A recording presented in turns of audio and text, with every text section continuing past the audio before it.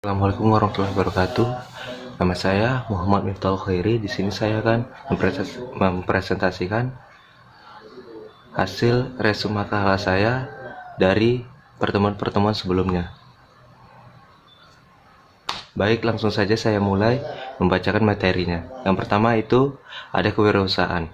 Kewirausahaan atau entrepreneurship adalah proses yang dilakukan oleh individu atau sekelompok orang untuk memanfaatkan peluang komersial dengan membawa suatu produk atau jasa ke pasar. Di dalam kewirausahaan terdapat beberapa konsep-konsep. Yang pertama itu ada agility, yang kedua endurance, yang ketiga kecepatan, yang keempat fleksibilitas, yang kelima strength. Kompetensi kewirausahaan merupakan salah satu kompetensi yang harus dimiliki oleh kepala sekolah atau pengusaha. Tujuan penulisan ini untuk memberikan wawasan kompetensi kewirausahaan kepala sekolah dalam meningkatkan partisipasi masyarakat dalam bidang pendidikan. Di dalam kewirausahaan terdapat peluang.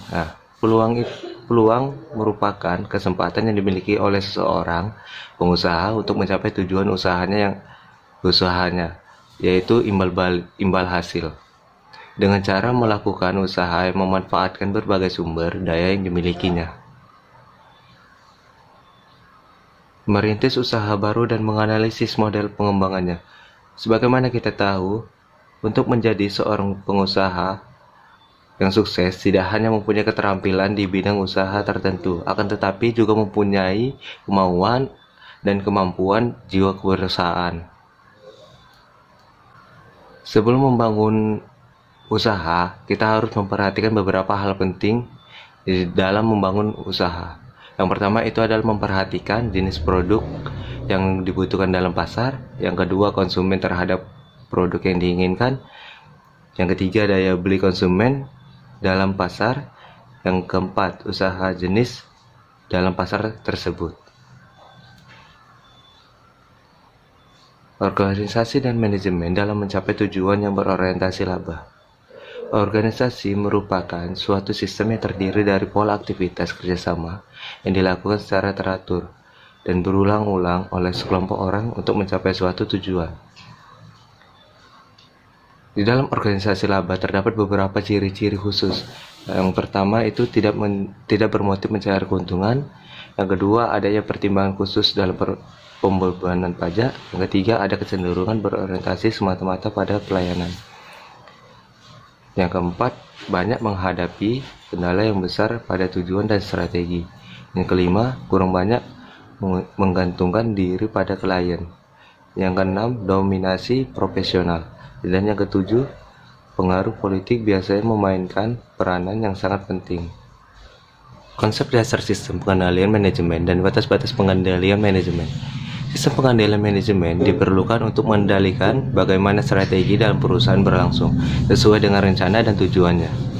Kesiapan dan kemauan perusahaan untuk mengikuti perkembangan dunia usaha yang akan sehal menghadapi situasi di mana strategi yang direncanakan tidak didefinisikan dengan baik. Konsep-konsep dasar sistem pengendalian manajemen itu ada dua. Yang pertama sistem, yang kedua pengendalian. Dan di dalam manajemen terdapat beberapa level.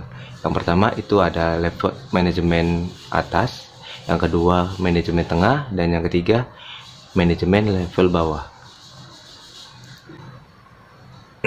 Perilaku dalam organisasi. Beberapa karakteristik organisasi yang mempengaruhi proses tersebut, terutama berkaitan dengan perilaku anggota dalam suatu organisasi. Suatu organisasi mempunyai tujuan dan fungsi. Sistem pengendalian manajemen adalah mendorong anggota organisasi membantu pencapaian tujuan tersebut.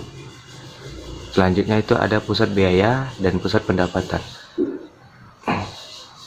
Sebelum masuk ke penjelasan pusat biaya dan pendapatan, saya akan menjelaskan dulu apa itu pusat pertanggungjawaban. Pusat pertanggungjawaban adalah satu unit organisasi yang dipimpin oleh seorang manajer pertanggungjawaban. Umumnya, sebuah perusahaan terdiri dari beberapa pusat pertanggungjawaban yang masing-masing ditunjukkan dalam satu kotak dalam bagian struktur organisasi. Selanjutnya itu ada pusat pendapatan. Pusat pendapatan merupakan pusat pertanggungjawaban di mana outputnya diukur dalam unit monitor, tetapi tidak dihubungkan dengan inputnya, karena pusat pendapatan adalah organisasi pemasaran yang tidak mempunyai tanggung jawab terhadap laba. Selanjutnya, pusat biaya. Pusat biaya adalah pusat pertanggungjawaban di mana input atau biaya diukur dalam unit monitor, namun outputnya tidak diukur dalam unit monitor. Secara umum, pusat biaya dapat dibedakan menjadi pusat biaya teknik atau pusat biaya standar, atau standard or engineer expense center, dan pusat biaya kebijakan atau discretionary expense center. Ya, sekian presentasi dari saya. Lebih dan kurangnya saya mohon maaf.